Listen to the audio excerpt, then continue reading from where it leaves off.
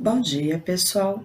Como eu havia prometido na aula anterior, nesta aula nós vamos ver mais alguns vídeos de revisão sobre os conceitos e os termos constituintes da oração, importantes para análise sintática.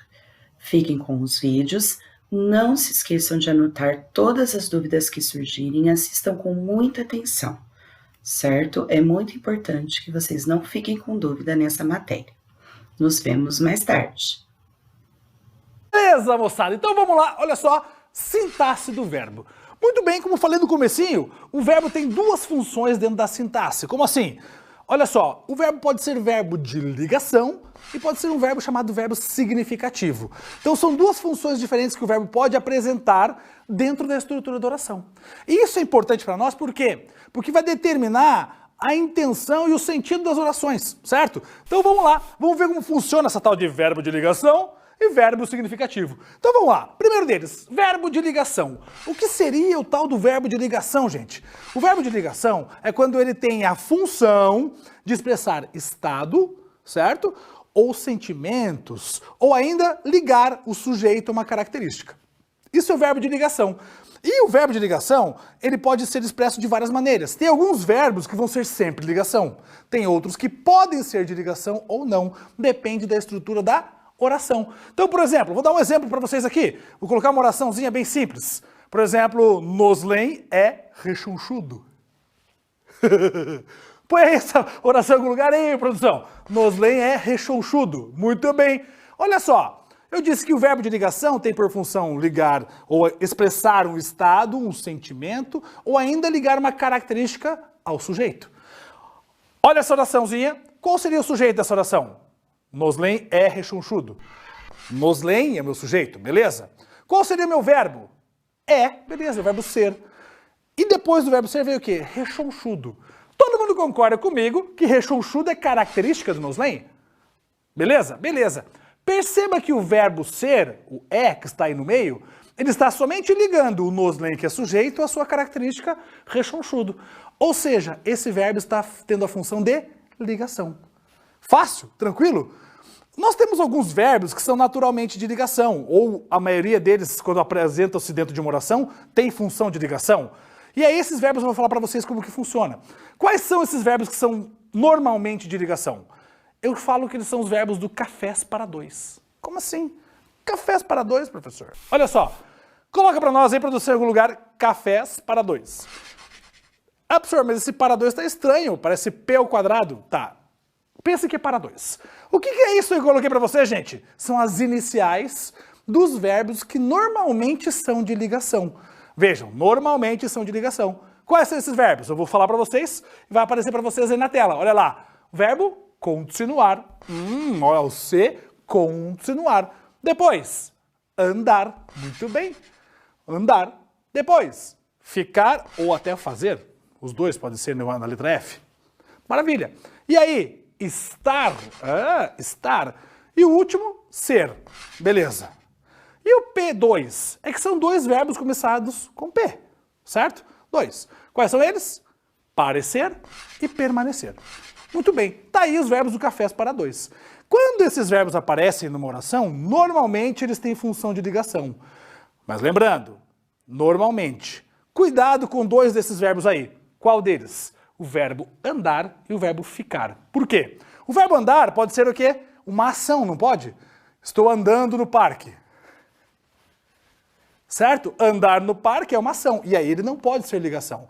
Só vai ser ligação quando esse verbo andar expressar um estado ou ligar características. Por exemplo, eu ando tristonho. E aí não é caminhar tristonho, mas sim o quê? Estar tristonho. Sacaram a ideia? Então, nesse sentido, o verbo andar é de ligação. A mesma coisa com o verbo ficar, certo? Ficou parado. Opa! É uma ação, ok? Aí não é ligação. Quando que o verbo ficar vai ser de ligação? Quando ele expressar um estado, um sentimento. Ficou triste? Certo? E aí, isso é de ligação. Tranquilo? Normalmente esses verbos que aparecerem no cafés para dois têm a função de ligação, mas também podem não ter a função de ligação. E aí eu entro no próximo tipo de verbo, que é o verbo significativo. Coloca aí, produção, no lugar, verbo significativo. O verbo significativo é aquele que expressa ação ou fenômenos da natureza. Ah, que beleza. Expressou ação ou fenômenos da natureza, verbo significativo. E aí, gente, dentro dos verbos de ligação, não. Dentro dos verbos significativos, esses verbos que expressam ação, eu terei N verbos, muitos verbos. Por quê?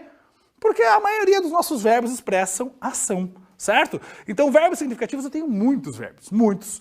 E aí, vamos pensar numa frase aí qualquer que tenha um verbo significativo, sei lá. Noslen correu feliz.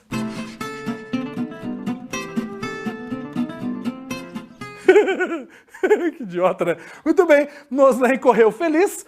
Correu é um verbo significativo, porque expressa ação. Tranquilo isso, gente? Por que que essa aula aqui é mega importante e mega curta? Porque eu preciso que você grave o que é um verbo de ligação e o que é um verbo significativo. Porque eles serão imprescindíveis. Para o quê? Para a parte do predicado. E depois também para a parte de transitividade verbal, que são as aulas que vêm na sequência. Certo? Tranquilaço isso, gente? Muito fácil? Vamos lá, relembrando rapidinho aqui então. Verbo de ligação expressa estado ou sentimentos, ou ainda liga o sujeito a uma característica dele. Verbo de ligação. Verbos significativos expressam ação ou fenômenos da natureza. Isso aí, moçadinha! Bora lá então! Muito bem, gente, esse assunto é muito tranquilo, por mais que muitas pessoas falem, esse negócio é chato. Não é tão chato, pessoal, é bem tranquilão, bem na boa. Olha só, transitividade verbal. Beleza, tranquilo. O que seria isso? Para que serve? Para que existe? Calma.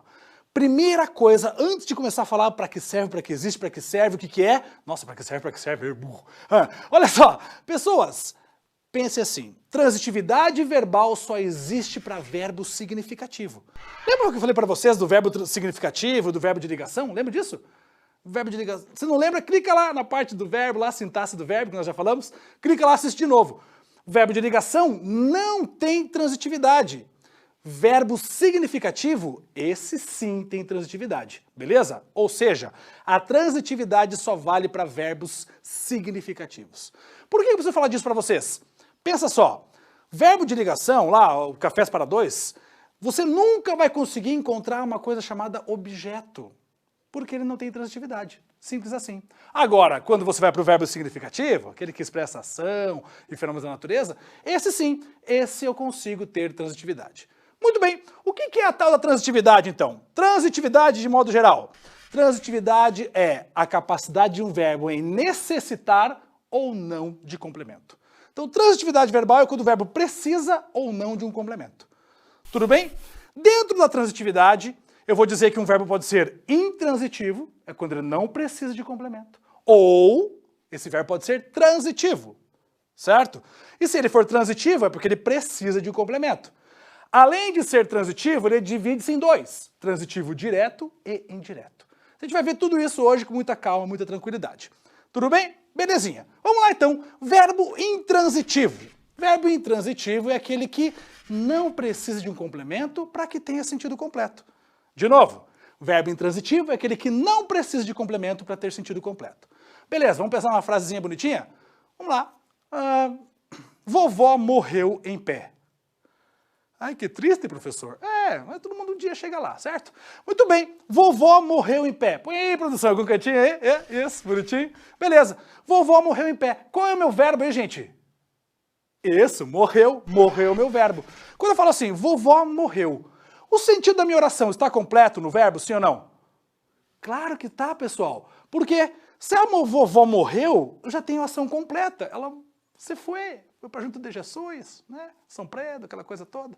Né? Você já falou para criança pequena, tipo, é chato, eu sei que é chato fazer isso, contar para uma criança pequena que o avô morreu, coisa assim. Né? As pessoas falam assim, vovó morreu não, vovó virou estrelinha. Já fizeram isso? Deixa eu ver por que os comentários, não sei, deu vontade de falar. Olha só, vovó morreu, o sentido está completo no verbo morrer, gente. Está completo ali no verbo morrer. Agora, professor, e o em pé? Qual que é a função do em pé? Só mostra o modo como ela morreu. Se é modo, não é complemento do verbo.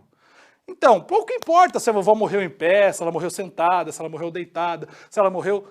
O que importa é que ela morreu. Ou seja, a oração está completa no próprio verbo. Por isso o verbo morrer é um verbo intransitivo.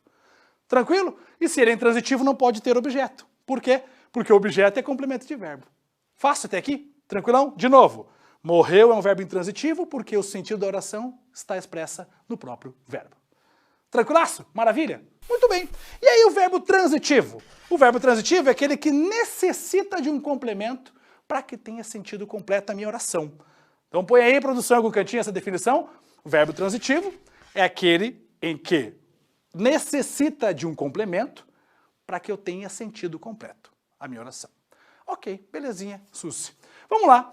Partimos então para o verbo transitivo direto. Beleza, antes de falar do transitivo direto, vamos pensar assim. A transitividade direta ou indireta vai depender do tipo de complemento que eu tenho, certo? Todas as vezes que eu falar complemento, gente, entenda-se como objeto. Então, complemento verbal é igual a objeto. Coloca aí, produção, essa paradinha aí. Complemento verbal é igual a objeto. O objeto pode ser direto ou indireto. E aí, dependendo se esse objeto é direto ou indireto, eu classifico o meu verbo em transitivo direto ou indireto. Devagar. Vamos lá. Verbo transitivo direto é aquele em que o complemento não inicia com preposição. Verbo transitivo direto é aquele que o complemento não inicia com preposição. Ei, professor, o que é preposição? Já falei de preposição. Volta na aulinha de preposição lá atrás, que eu fiz para vocês. Tinha uma musiquinha no final, lembra? Preparante. Lembra disso? Volta lá, clica na aula de preposição. Ou seja, se o meu complemento, se o meu objeto não tem preposição, eu chamo esse objeto de objeto direto. Automaticamente o meu verbo é transitivo direto. Vamos para o exemplo? Beleza. Exemplinho. Noslen comeu brigadeiro. Beleza. Normal, né, velho? Gordo só come aquela coisa toda. Né? Noslen comeu brigadeiro. Qual é o meu verbo? Comeu. Muito bem. Olha só. Se eu falo assim, Noslen comeu, a frase está completa? O sentido dela está totalmente completo? Não. Porque quem come, come algo, alguma coisa ou alguém. Canibalismo, né, pessoal? Aquela coisa toda, né? Tá? Então, quem come, come algo ou alguma coisa. Eu preciso de algo complementando o verbo comer para que a oração tenha sentido completo. Comeu o quê? Então, Noslen comeu o quê? Brigadeiro. Brigadeiro complementa o verbo comer. Produção, coloca essa oração aí e faz a flechinha de brigadeiro para comer. Para a gente perceber que brigadeiro complementa o verbo comer. E aí, olha só, Noslen comeu brigadeiro, a oração tem sentido completo junto com o objeto. Então, brigadeiro começa com preposição? Não, não tem nada antes de brigadeiro, é só palavra, brigadeiro. Se não tem preposição, eu chamo o brigadeiro de objeto direto. Consequentemente, o meu verbo é transitivo direto. Professor, mas pode variar isso, né? Dependendo de como tiver construído o meu texto. É verdade. Ou seja, a transitividade também vai depender de um contexto. E vai depender do verbo que eu uso. Alguns verbos vão ser sempre transitivos diretos, outros não. Outros podem ter variedade nisso. Então vai depender tudo do uso do verbo dentro do texto. E agora perceba que a gente está dando uma aprofundada na paradinha aí, hein? Tem que estar ligado nessa parada, certo? Tranquilaço? Sus que nem mus, aquela coisa toda? Não? Não? Até aqui tudo bem? Acompanharam? Na boa? Muito bem. Seguimos. Se tem o transitivo direto, tem o transitivo indireto, pessoas. Pela lógica, se o transitivo direto não precisa de preposição, o transitivo indireto é aquele que vai usar preposição. Eu vou usar a mesma oração, só trocando o verbo. Em vez de falar Noslen comeu brigadeiro, Noslen gosta de brigadeiro. Perceba, gosta, quem gosta, gosta de algo. Ó, coloca a oração aí para nós. Noslen gosta de brigadeiro. Muito bem. Noslen gosta. O verbo gostar está ali. Quem gosta, gosta de alguma coisa. E aí, olha lá, o meu complemento é de brigadeiro. O de é o quê, gente? O de é uma preposição. Ou seja, meu objeto começou com preposição, esse objeto é chamado de objeto indireto. Automaticamente, o meu verbo é transitivo indireto também.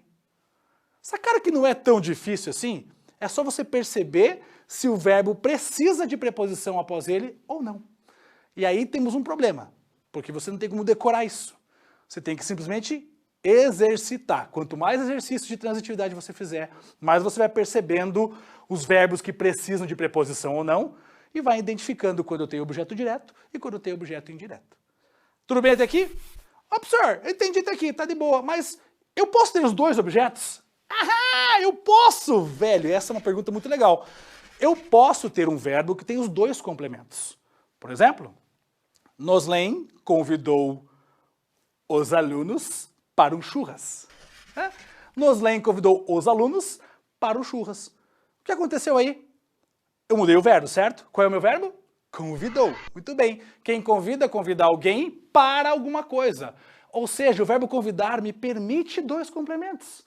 Qual é o primeiro complemento? Convidou os alunos. Objeto direto, os alunos. Para o quê? Para um churras.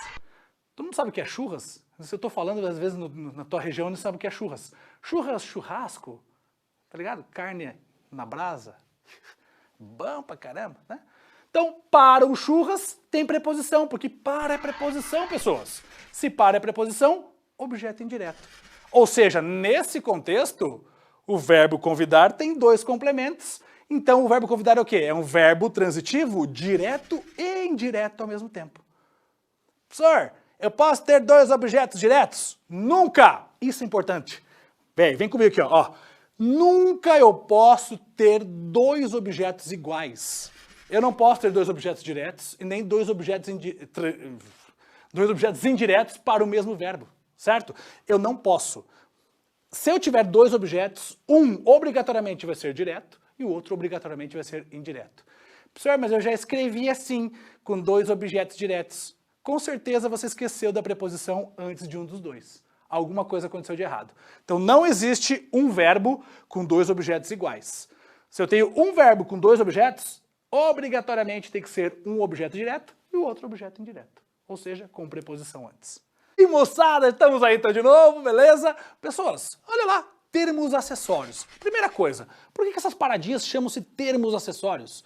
Porque eles são acessórios, do tipo, não são obrigatórios a aparecerem na minha oração, ou melhor, eles não têm uma função de estabelecer um sentido para a minha oração. Né?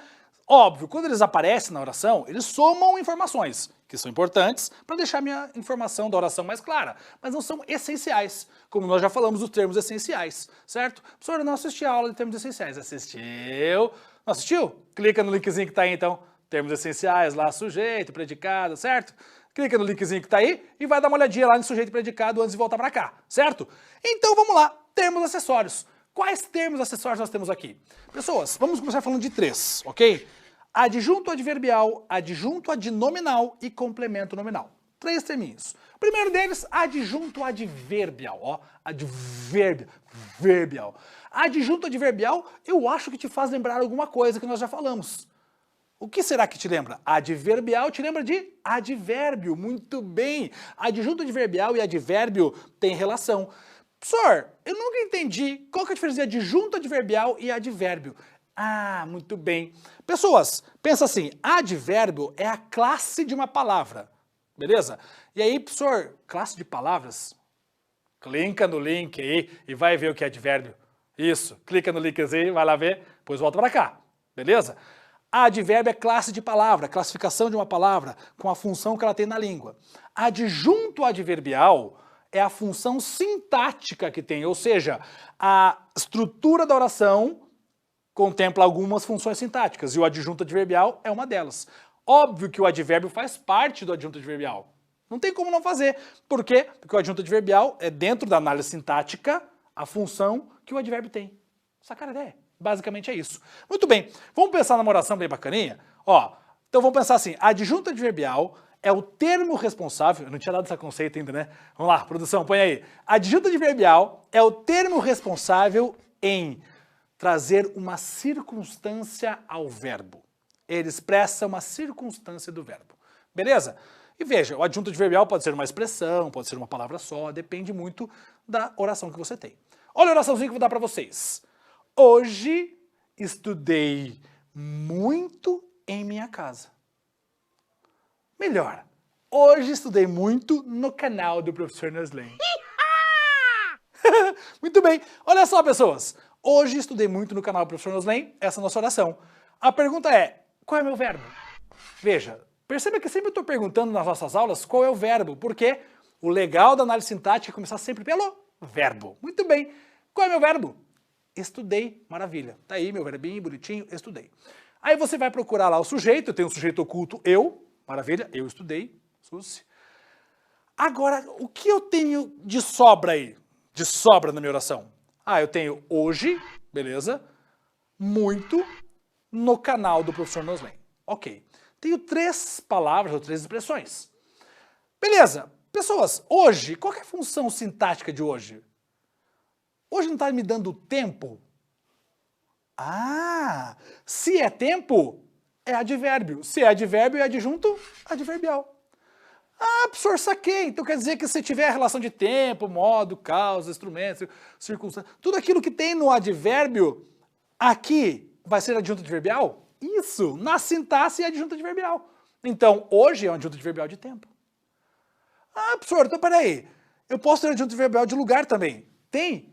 Tem aí nessa oração? Tem no canal do professor Noslen. No canal do professor Noslen, tudo isso é meu adjunto adverbial de lugar. Olha! E o muito? Seria um adjunto adverbial de intensidade. Nossa, professor, que fácil! Nossa, que sacada legal! Quer dizer que um advérbio na análise sintática tem função de adjunto adverbial. Sim. Pessoas, eu não vou pedir para você ficar decorando se é tempo, lugar, modo. Não. Você precisa conseguir enxergar que se a relação está diretamente expressando tempo, lugar, modo, isso vai ser um adjunto adverbial. De boa? Sossegadão? Suci. Nossa, professor, que fácil! Lembre sempre, o adjunto adverbial traz circunstância ao verbo. Beleza? Fechou? Na boa? Muito bem. E o adjunto adnominal? Ó, adjunto adnominal. Nome. Adnominal tem uma outra função. Qual que é o conceito de adjunto adnominal? Grava aí. Adjunto adnominal é o termo que se relaciona diretamente ao núcleo de um elemento sintático. De novo, adjunto adnominal é o termo que se relaciona ao núcleo de um elemento sintático. Professor, o que é elemento sintático? Elemento sintático pode ser sujeito, objeto, adjunto adverbial, são elementos sintáticos. Beleza, se é adjunto adnominal, ele vai sempre se referir ao núcleo, e o núcleo normalmente é um substantivo. Beleza? Então vamos lá, vamos colocar uma oraçãozinha aí, uma oraçãozinha para você observar comigo. Então olha só, os cachorros raivosos morderam a cerca com força. Certo? Os cachorros raivosos morderam a cerca com força. Beleza, eles estavam atrás da cerca lá e... Tá, esquece. Muito bem, os cachorros raivosos morderam a cerca com força. Vamos com calma agora. O adjunto adnominal está dentro de um outro elemento sintático. Vamos procurar primeiro então o verbo. Qual é o meu verbo? Morderam. Maravilha. Grifa o verbo aí, morderam.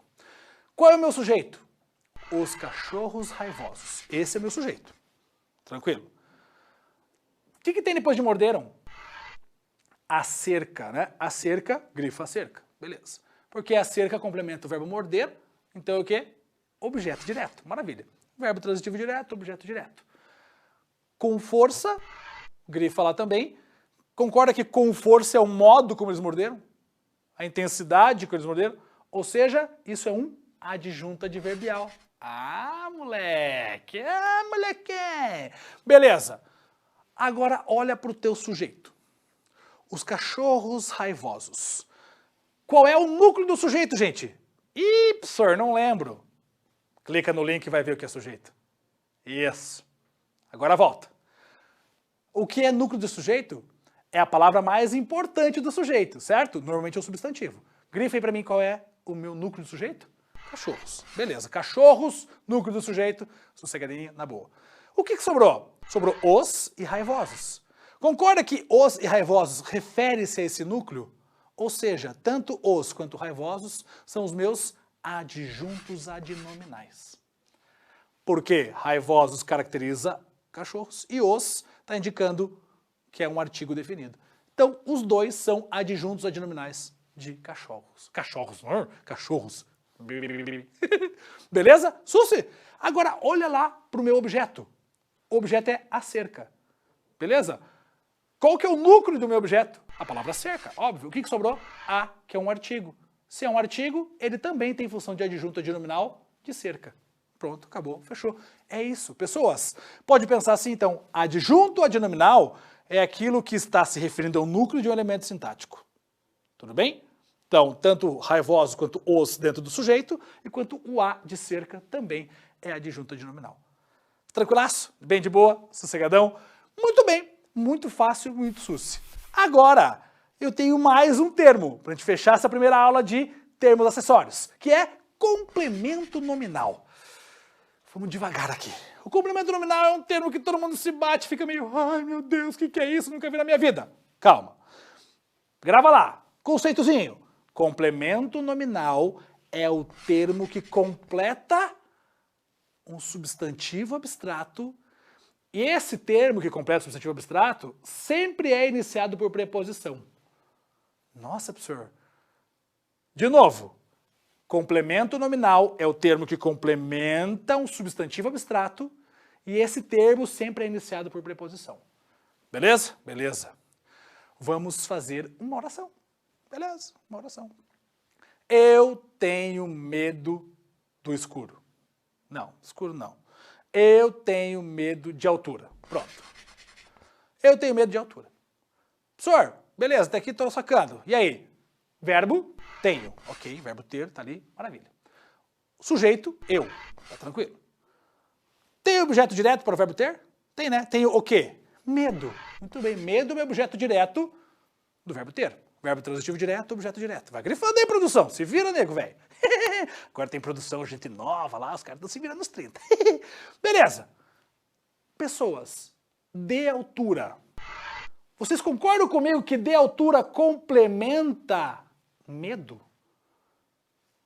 De altura tem uma preposição no começo. E a palavra medo é um substantivo abstrato. Professor, o que é substantivo abstrato? Olha para mim. Substantivo abstrato expressa sentimento, tudo bem? Ele pode expressar também uma ação, que é quando deriva de um verbo, né? Por exemplo, verbo ler, qual é o substantivo derivado dele? Leitura. Então leitura é um substantivo abstrato. Ou ainda, algo que é adjetiva, certo? Então sentimentos, estados, derivados de verbo, ação e... Qual que eu falei? Esqueci? Ah, adjetivos, certo? 3 coisas. Então o substantivo abstrato representa isso. Medo é um sentimento, então é um substantivo abstrato. De altura complementa esse substantivo e tem preposição no começo. Então de altura é um complemento nominal. Professor, eu posso pensar então que complemento nominal é parecido com o objeto indireto, só que complementa um substantivo, enquanto o objeto indireto complementa um verbo? É isso mesmo. Ó, o complemento nominal completa o sentido de um substantivo, assim como o objeto indireto completa o sentido de um verbo. Essa é a grande diferença, você conseguir identificar os dois na oração. E aqui nessa nossa oração, eu tenho o objeto direto, e o que complementa esse objeto direto, ou seja, complementa esse substantivo abstrato, de altura iniciado por preposição, complemento nominal. O complemento nominal é uma função sintática isolada. É igual assim, sujeito, objeto direto, ele é separado. Já o adjunto não. É a única função sintática que fica dentro de outra função sintática. Então, por exemplo, você pode ter o adjunto adnominal dentro do sujeito, dentro do objeto direto, em todas as funções que você encontra na frase. Esse é o primeiro passo para você ficar ligado no que acontece, para saber essa diferença. A segunda questão é saber quais as palavras podem ser adjuntos adnominais. Então vamos lá. Pode ser adjunto adnominal o artigo, o pronome, o adjetivo, o numeral e a locução adjetiva. De novo, o artigo, o adjetivo, o pronome, o numeral e a locução adjetiva. Você! Muito bom, palmas, muito bom. Tuas mães. Bravo, bravo, bravo! Ok, então essas palavras podem ser adjunto adnominal. Agora, quem pode ser complemento nominal? Qualquer termo preposicionado, ou seja, qualquer termo que se inicia com preposição. Então, a confusão vai acontecer quando a gente tiver a locução adjetiva. Desses termos que a gente falou, que podem ser adjuntos, só a locução adjetiva começa com preposição. É essa que algumas pessoas vão confundir. Você não, porque você está assistindo esse vídeo maravilhoso, você vai saber diferenciar. Mas como é que acontece? Para lembrar, locução adjetiva é quando você caracteriza alguém ou alguma coisa a partir de duas ou mais palavras, sempre começando com a preposição. O adjetivo é uma palavra só. Por exemplo, leite materno. Não é qualquer leite, né? É o leite materno específico. Mas você pode dizer também leite de mãe ou leite da mãe, que é a mesma coisa. Quando você fala leite materno, você usou substantivo e adjetivo.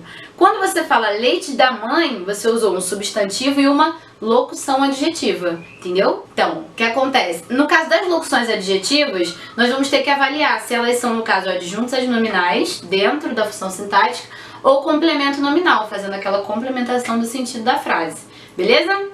Então vamos lá. Primeiro caso, separar quem pode ser, já fizemos. São as 5 classes que podem ser adjunto e qualquer termo preposicionado pode ser complemento.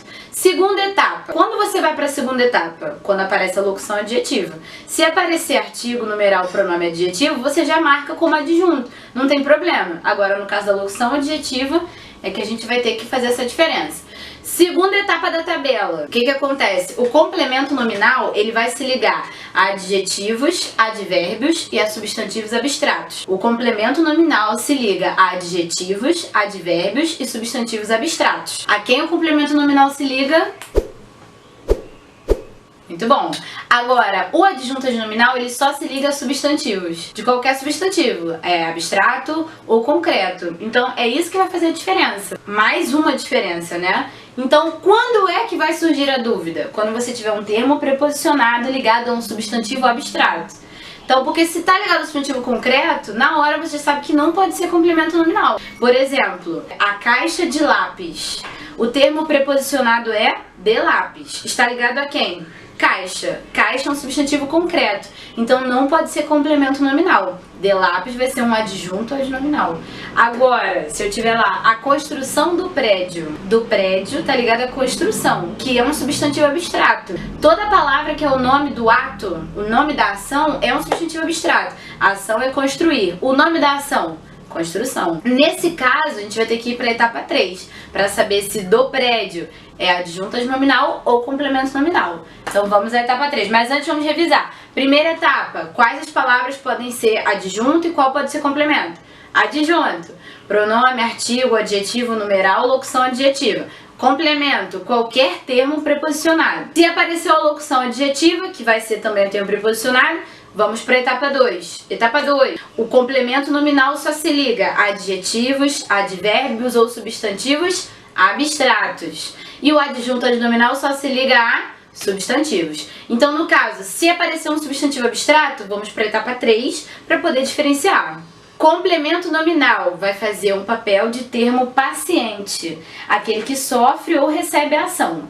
Adjunto adnominal vai fazer o papel de termo agente, aquele que age, aquele que executa. Então, por exemplo, na frase, a construção do prédio, a gente vai pensar assim, o prédio construiu ou foi construído?